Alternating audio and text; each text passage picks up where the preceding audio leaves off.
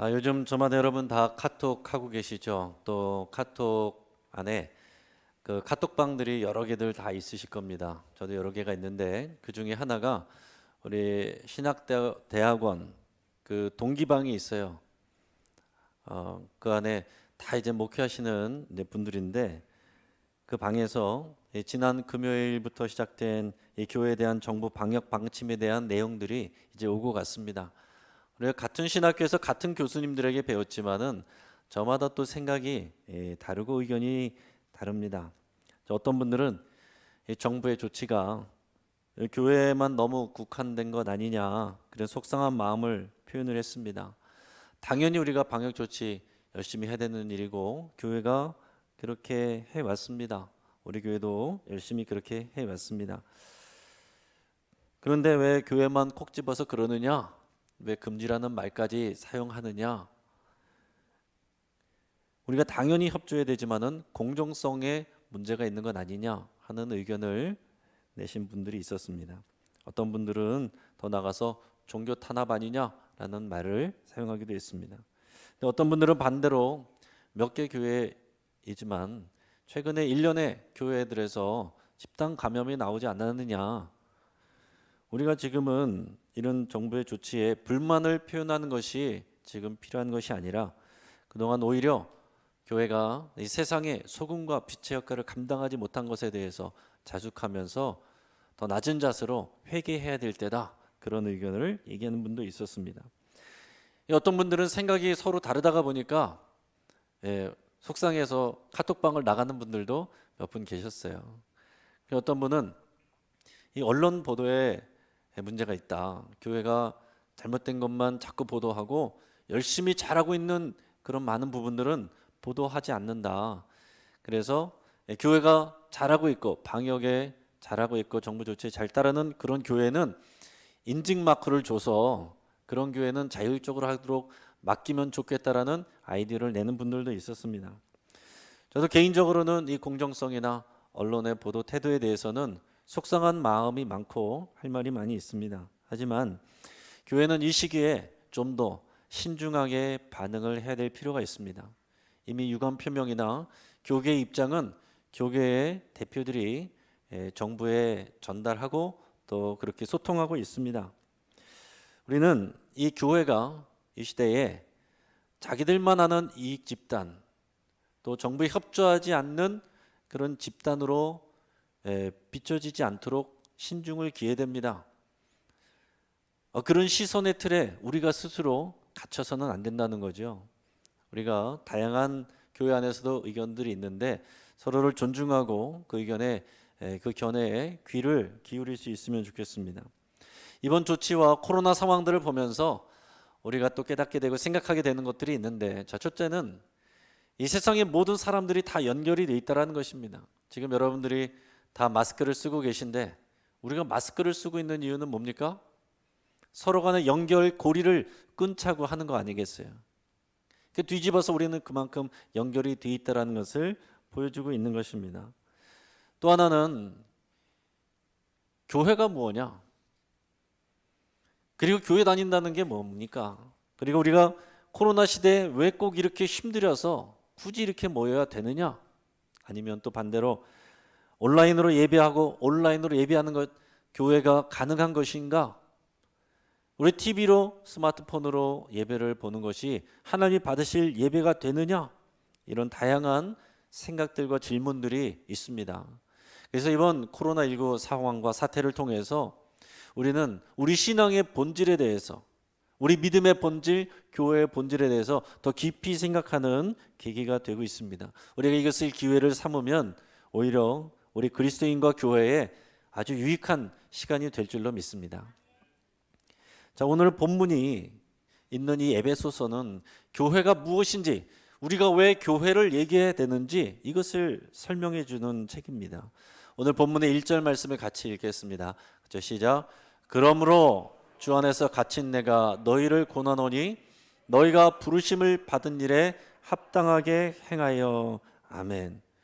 자, 오늘 본문은 그러므로라고 시작하고 있습니다. 그러므로. 자, 이 접속어는 굉장히 중요해요. 앞에 나와 있는 1장에서 3장까지 내용을 다 담고 있는 단어가 그러므로입니다.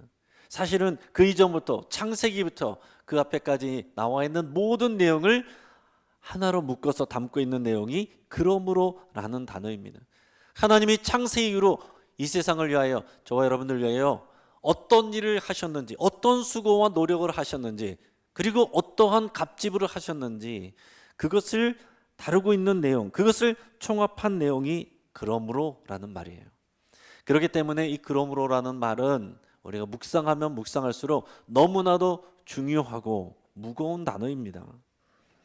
이 4장에서는 그리스도인이 어떻게 살아야 되는지를 말하고 있는데, 여러분, 우리가 1절에 이 그러므로 이것을 이해하지 못하면 감당할 수가 없어요. 인간적인 의지와 노력으로 어느 정도는 하겠지만은 그냥 자기 수준만큼 하는 것입니다. 자기 한계에 부딪히면은 그 이상은 못하는 거예요. 오늘 다시 말해서 오늘 2절에서 말씀처럼 겸손하라, 온유하라, 오래 참으라, 사랑 가운데 서로 용납하라. 이 말씀 지키는 게 쉽습니까? 머리로는 동의가 되는데 실생활에서는 잘 안 됩니다. 왜요? 우리 겸손하라고 그랬는데 우리가 겸손하려고 하지만 우리 옆에 있는 사람들이 별로 잘하는 것도 아닌데 자기 자랑하고 잘난 척을 하면은 그 꼴을 볼 수가 없어서 내가 너보다 잘한다는 것을 구태여 증명하려고 하는 것이 우리들의 모습입니다. 온유하라고 그랬는데 성품적으로 좀 유순한 사람은 잘 되는 것 같은데 성격이 기본적으로 기질적으로 괄괄하고 또 생각나는 것은 직선적으로 얘기하는 분들도 있습니다. 그래서 그런 분들은 나는 뒤끝은 없습니다 그렇게 얘기하지만 문제는 상대방의 뒤끝이 남으니까, 그 상처가 남으니까 문제죠. 오래 참으라 그랬는데 나름대로 우리는 다 참습니다. 그런데 자기 수준, 자기 한계까지 참는 거죠. 그것을 지나가면 안 참습니다. 내가 도대체 언제까지 참아줘야 되는데, 내가 왜 참아야 되는데, 우리가 이 생각을 하게 되는데 그 대답이 그러므로 한 구절에 다 있는 거예요. 하나님께서 갑질을 하셨기 때문에, 하나님의 수고와 은혜가 있기 때문에 그러므로 우리가 이 일들을 감당할 수 있고 해야 된다라는 거죠. 사랑 안에서 사랑 가운데 서로 용납하라. 사랑스러운 사람을 사랑하는 것은 다 되는데 문제는 사랑스럽지 않은 사람을 사랑하는 게 너무 어렵다는 얘기입니다. 이건 우리 사랑으로 감당하는 게 아니에요. 우리에게 사랑스러운 사람만 사랑하는 것은 이 말씀에 순종하는 것이 아닙니다. 그러니까 어려운 거죠. 내가 왜 그렇게까지 해야 됩니까? 우리는 각자 자기 수준의 내 한계까지 하면 되는 것 아닙니까? 그 이상을 어떻게 합니까? 말씀은 좋은 내용이지만은 실생활에서 실천할 수가 없습니다. 우리가 이렇게 생각하기 쉽지만, 그러나 1절에 그러므로라는 그 말 안에는 오늘 주신 이렇게 저렇게 해야 된다는 권면과 명령을 마땅히 해야 될 이유를 다 담고 있는 것입니다. 우리가 하나님 앞에 갈 때까지 우리가 이 일들을 내 수준과 한계 때문에 멈추는 것이 아니라 하나님 앞에 갈 때까지 이것을 해야 될 이유를 이미 우리는 받아 가지고 있는 거예요. 그러니까 이것을 우리 마음에 새겨야 우리가 말씀대로 살 수가 있는 것입니다. 하나님은 하나님의 전부를 우리에게 다 주셨어요. 하나님의 사랑하는 독생자를 우리를 위해서 생명을 주셨습니다. 여러분의 자녀를 위해서 여러분 뭐든지 다 하실 수 있죠. 여러분의 자녀를 위해서 아마 나쁜 짓도 눈 감고라도 할 거예요.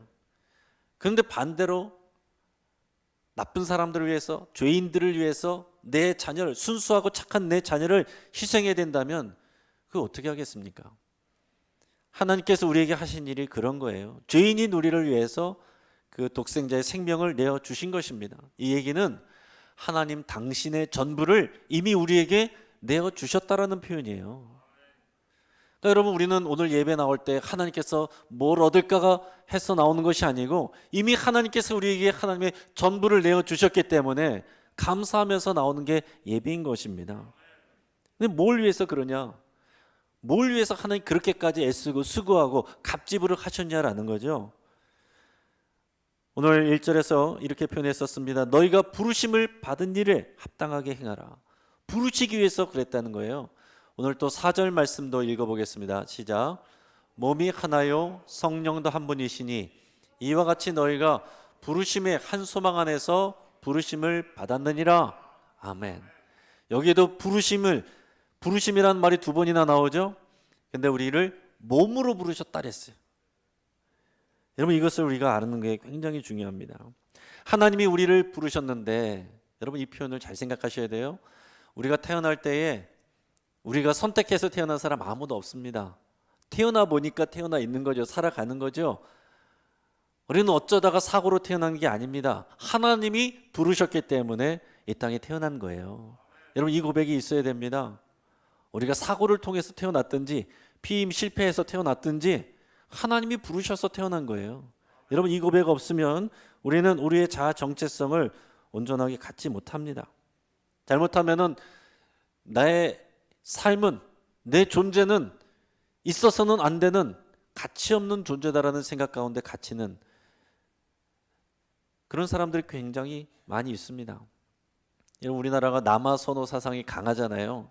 그래서 예전에는 아들만을 원했기 때문에 딸이 태어나면은 태어나도 또 딸, 또 나보면 또 딸, 그래가지고 그만 나오라고 예전에 보면은 이름들을 종순이, 끝순이, 말순이 이런 이름들을 많이 지었습니다. 여러분 주변에 한두 분씩은 다 있을 거예요. 그리고 딸 나면은 이름도 함부로 지어서 막녀, 귀녀, 또 분녀 뭐 이런 식으로 이름을 짓기도 그랬습니다.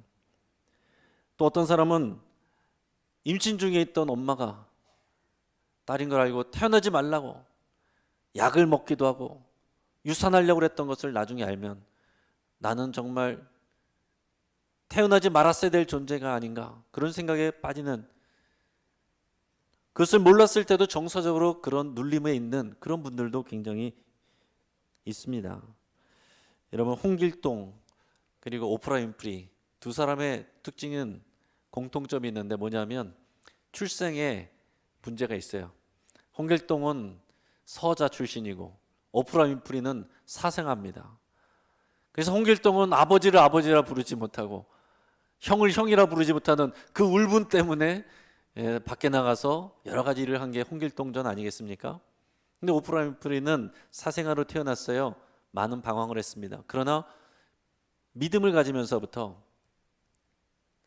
나는 가치 없는 존재가 아니라 사고로 이 땅에 온 것이 아니라 하나님이 나를 부르셔서 이 땅에 태어난 것이다라는 고백을 하면서부터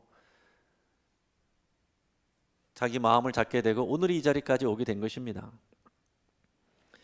여러분, 그런데 우리는 더 알아야 되는 것이 뭐냐면 이 땅에 태어난 것만 부르신 것이 아니라 하나님의 두 번째 부르심이 있어요.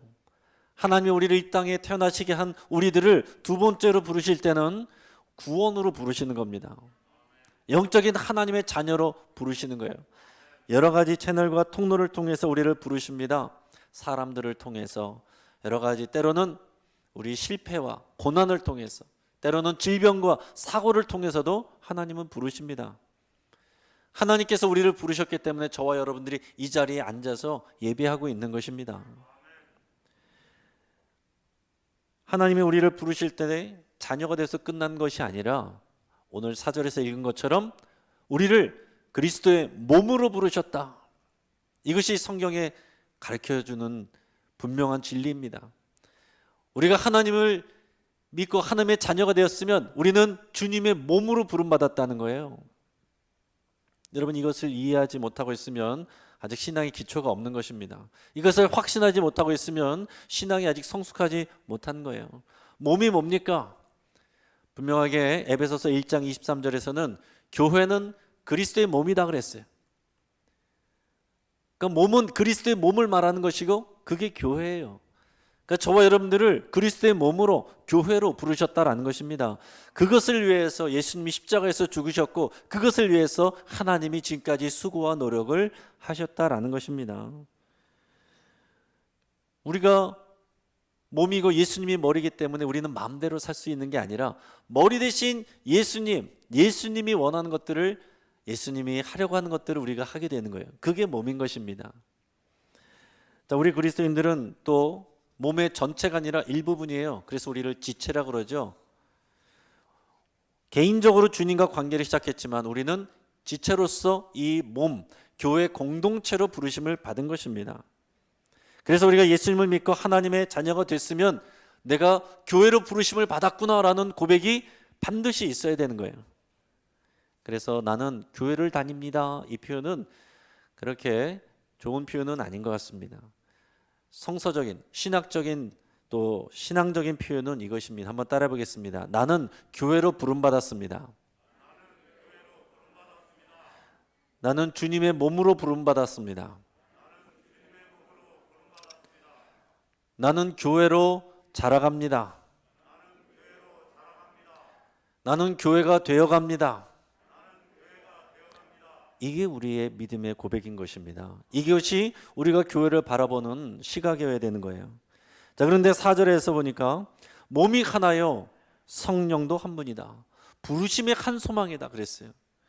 그러니까 몸이라고 그랬으니까 몸은 기본적으로 어떤 거예요? 다 이어져 있는 거죠. 나뉘어질 수가 없는 겁니다.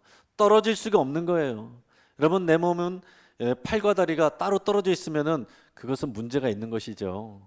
붙어 있어야 되는 거예요. 하나가 되어야 되는 것입니다. 자, 그러니까 우리가 믿음을 생각하면 교회를 생각해야 되고, 교회를 생각하면 하나됨을 생각해야 된다라는 거예요. 이것은 남의 문제가 아니라 우리의 문제고, 나의 문제고, 나의 삶의 문제가 되는 것입니다. 자, 그런데 우리가 영신교회로 이름으로 모여 있는데 교회가 하나 되는 게 쉬워요, 어려워요? 쉽습니까? 어렵습니다. 왜 어렵습니까? 서로 연결이 되고 서로 이어져야 되는데 그게 잘 안 돼요. 우리 지체이면 어떤 겁니까? 지체라는 말은 같은 몸이란 것은 여기 하나에 손가락 하나에 가시 하나만 박혀 있어도 온몸이 열이 나는 게 이게 몸이에요.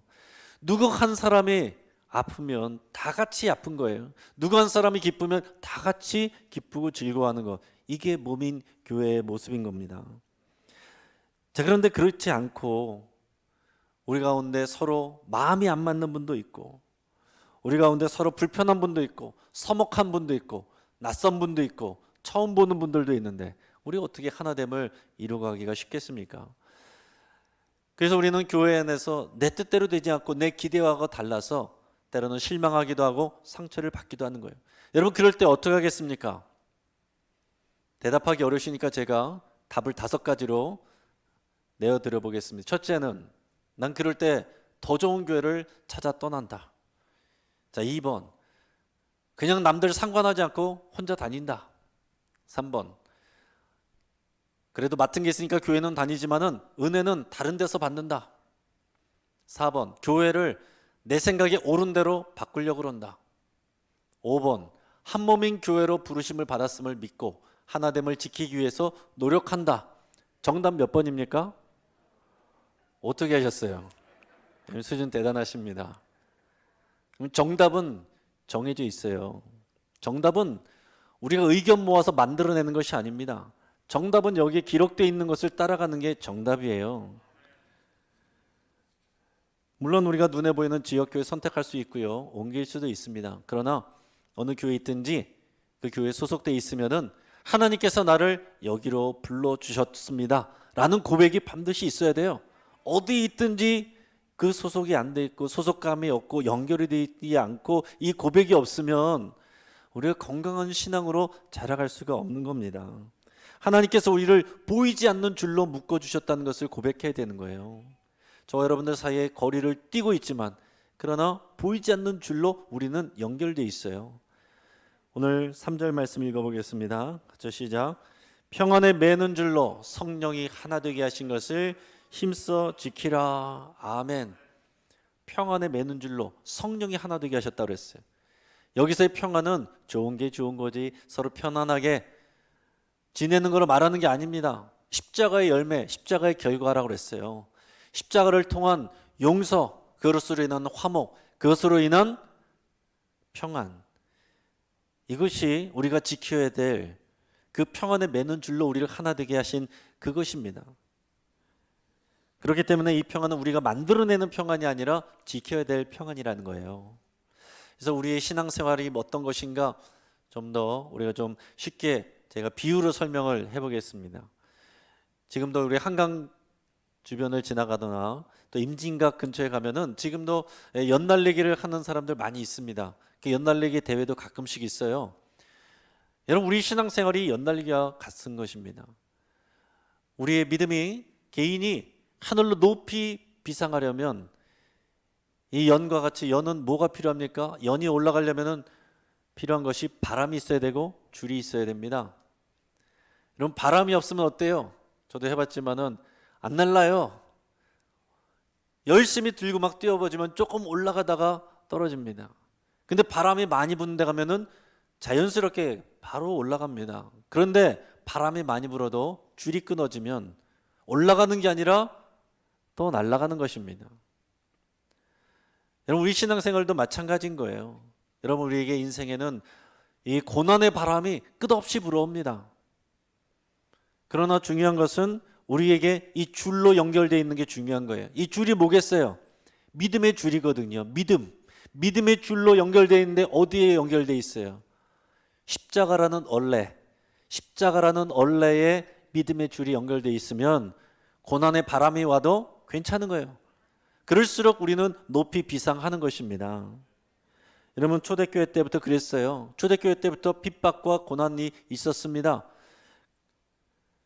그래도 이 믿음의 줄이 붙어 있고 교회가 건강하게 서로 연결만 돼 있으면 괜찮다는 거죠. 그럴수록 핍박이 오고 고난이 올수록 여러분, 역사 가운데 교회는 건강하고 또 세상에 많은 영향력을 미쳤습니다. 더 나가서 연들을 보면 그런 연들이 있죠. 저런 연들처럼 서로가 연결이 돼서 여러 개가 한꺼번에 날리는, 전문가들이 날리는 그런 연이겠죠.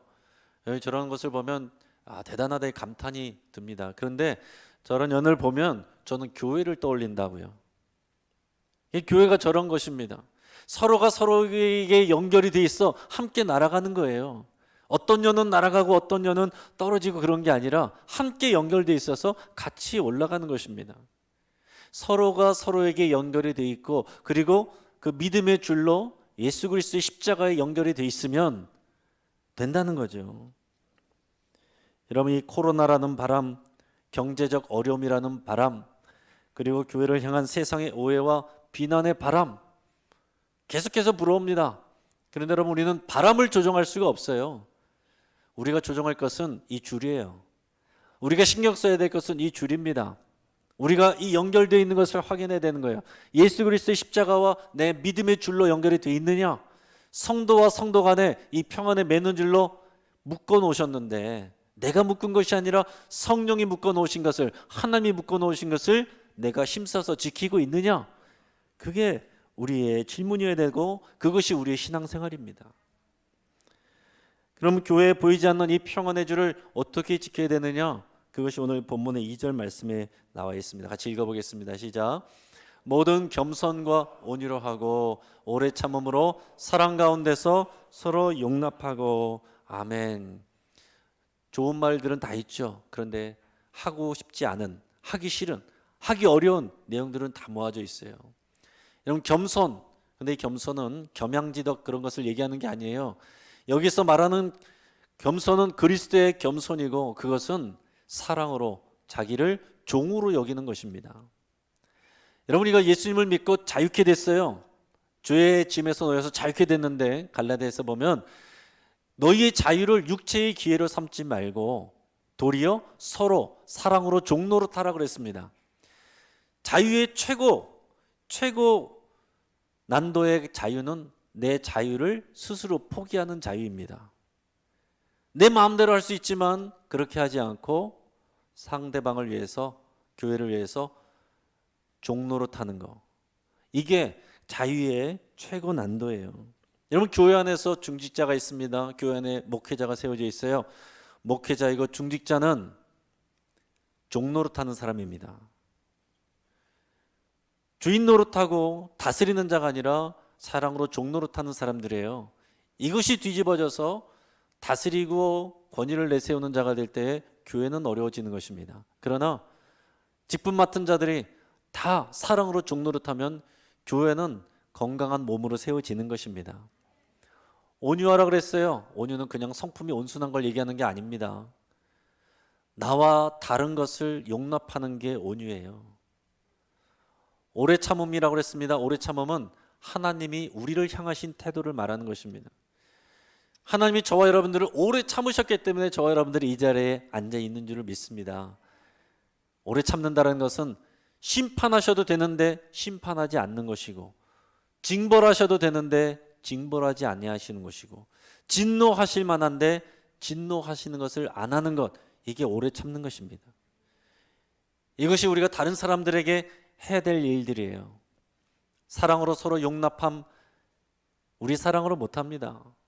저도 모든 사람을 사랑할 수가 없어요. 저도 날마다 하나님 앞에 기도할 때 하나님 내 안에 사랑이 없습니다. 저를 불쌍히 여겨주시고 하나님의 사랑 부어주셔서 그 사랑으로 사람들을 사랑할 수 있게 해주세요. 그렇게 기도합니다. 우리 안에 사랑이 있어서 대단한 사람이어서 사랑하는 게 아니에요. 우리는 사랑할 수 없으나 우리를 사랑하신 그 하나님의 사랑, 그것 때문에 그러므로 우리가 사랑하는 것입니다. 사랑하는 여러분, 우리는 그렇기 때문에 채가 아니라 보자기가 되어야 돼요. 거르는 채가 아니라 감싸주는 보자기가 되어야 된다고요. 그것이 교회 하나됨을 지켜가는 일입니다. 제각각 내 기준으로 다 걸러버리면 남을 게 없어요. 나와 다른 사람들, 그런 사람들을 보자기처럼 서로 보듬어 안아주는 것이 교회의 하나됨을 지키는 방법입니다. 이제 말씀을 정리하겠습니다. 사랑하는 하나님의 자녀 되신 여러분들, 그리고 주님의 몸된 교회이신 여러분들, 우리가 교회로서 모이기에 점점 어려운 그런 상황 속에 있습니다. 그러나 여러분 괜찮습니다. 평안의 매는줄로 하나님께서 우리를 하나 되게 하신 것을 믿음으로 알고 지키면 됩니다. 우리가 모여 있어도, 우리가 서로 묶여 있지 아니하면 그건 참된 교회가 아니에요. 그러나 비록 몸은 떨어져 있어도 성령의 평안에 매는 줄로 함께 연결되어 있는 것을 믿고 그것을 지켜나가면 그것은 주님의 거룩한 몸입니다. 우리는 교회에 시간 날 때 잠깐 다니는 게 아니에요. 우리가 몸인 교회가 되어서 자라가는 것입니다. 이것을 위해서 하나님께서 하나님의 전부를 다 거셨어요. 내가 할 수 있으면 하고 말면 말고가 아니다라는 것입니다. 사랑하는 여러분, 우리가 교회 하나됨을 지키기 위해서 애쓰고 수고할 수 있기를 바랍니다. 그래서 우리가 교회가 건강할 때에 세상의 소금의 역할, 빛의 역할도 감당할 수가 있는 것입니다. 같이 한번 기도하겠습니다. 오늘 시간 기도할 때에 나를 하나님의 자녀로 불러주신 것, 주님의 몸된 교회로 불러주신 것 감사합니다. 감사 고백하시고, 하나님 내 안에 사랑이 없습니다.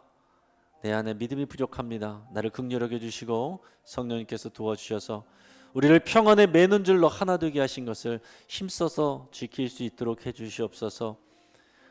교회와 또 이 세상 속에서 교회가 많은 어려움이 있을지라도 더욱 세상을 밝히는 빛이 되고 소금의 역할을 감당할 수 있도록 주님 우리를 사용하여 주옵소서. 우리 간절한 마음으로 합심해서 기도하겠습니다.